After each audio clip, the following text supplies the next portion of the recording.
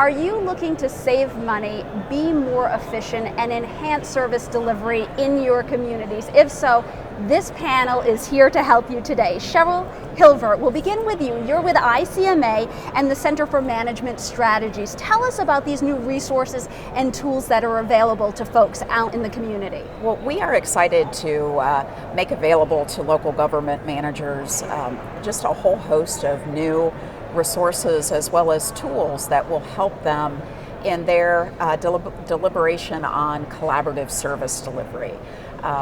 It's a big topic for local governments, and it's one that we are adding to our lineup of leading practices to be able to, again, help local governments tackle this topic a little bit easier than if they were trying to find resources on their own.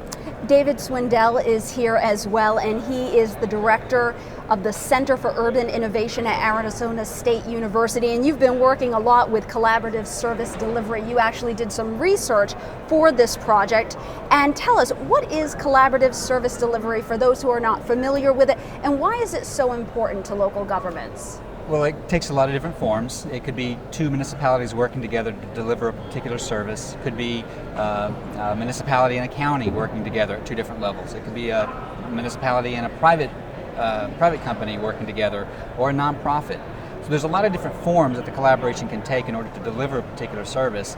And the reason that we might want to do that frequently is because we want to try and save money, or we want to try and deliver a service better at cost for a higher quality product. There are a whole host of different benefits that might accrue to this. And the research that we've done is to really help communities decide when is the right time to collaborate, given a particular service, and given a particular kind of community, and when is it maybe not the best idea to do that.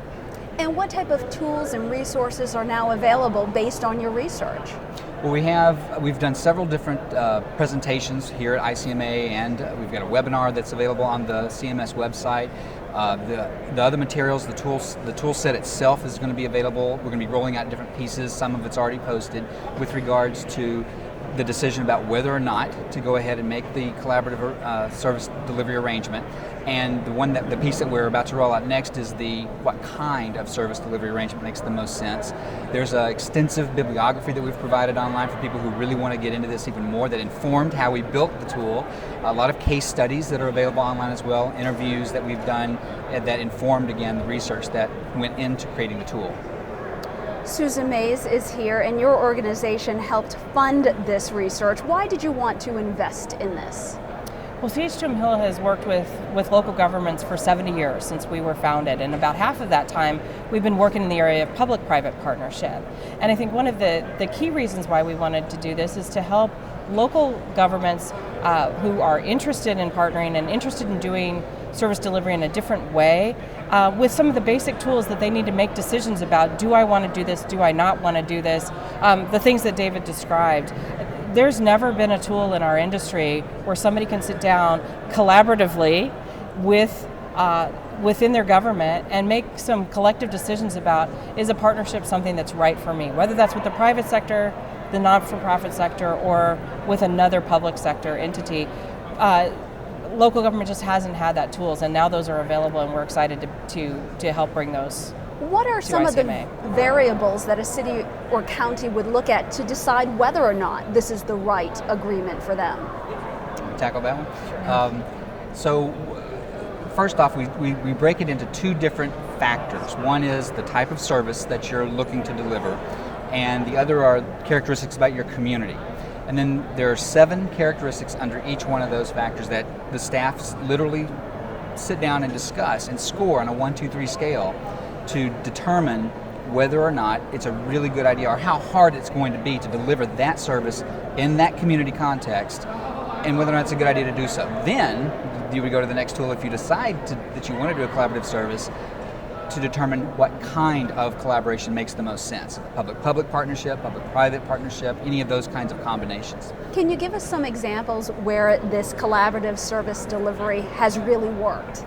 Oh, you've got a lot of stories. I've got a lot of examples, and you all do too from the research, but I'll give you a great example of our friends and our client in Centennial, Colorado, which actually has made a really specific decision to self-perform certain things contract with the private sector for other things, and partner with the public sector to do other services. So for example, they contract with us to manage their public works. And so we do their snow removal and their traffic and transportation engineering, along with some code enforcement and call center management for them, along with some of our subcontractor partners. But they also contract with Arapahoe County Sheriff to deliver their law enforcement services. And law enforcement is one of the areas that you all talk about a lot in the ideas like reciprocal agreements and mutual aid. Yeah, here in Charlotte, in Mecklenburg County, there are extensive intergovernmental agreements on law enforcement, but across almost every public service area in the region, where the county and the city have really built a series of partnerships together that clearly delineate who's responsible for which part of law enforcement, for instance, so that the city police patrol much of the county, and the county runs all the jails. So these are two completely different responsibilities that both fall under the umbrella of law enforcement.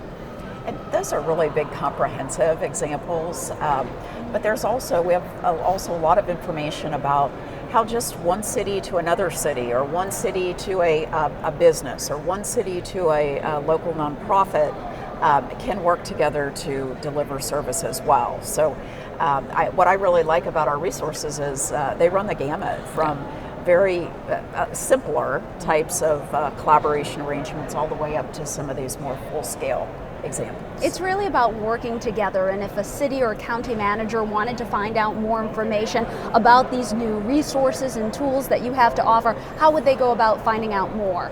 The best way is to go to the ICMA.org website, visit the Center for Management Strategies, and on our webpage we have a resources tab where they will find all of the resources that David mentioned, the case studies, the bibliography, the tool as well. So we encourage people to visit that. Again, it's either ICMA.org or ICMA.org/management strategies.